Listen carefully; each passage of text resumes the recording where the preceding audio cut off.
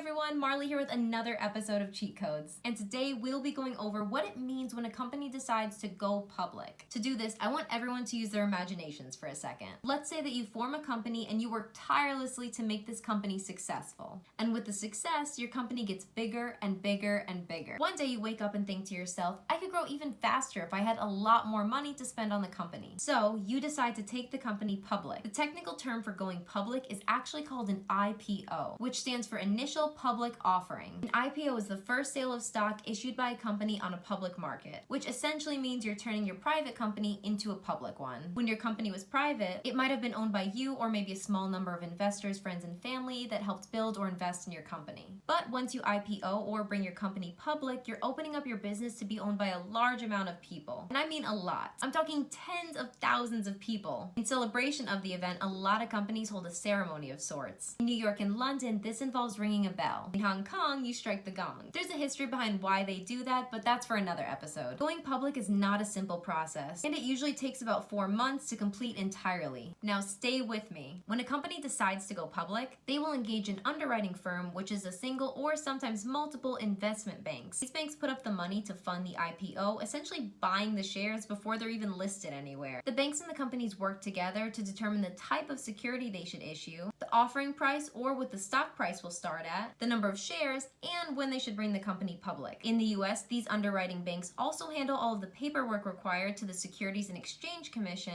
to make sure all of the financial information is accurate and truthful. Once that's complete, it's finally time to go public. The bank's goal is to sell shares to the public for more money than it paid the company. After all, that's how they make money. I think it's also important to note that large companies can stay private. IKEA, Mars, Aldi, and State Farm are just a few examples of huge companies that have remained private, but going public can help fuel rapid growth. That's all for me in this episode. Be sure to hit that subscribe button or follow us on IGTV for more bite-sized financial lessons. Marli out.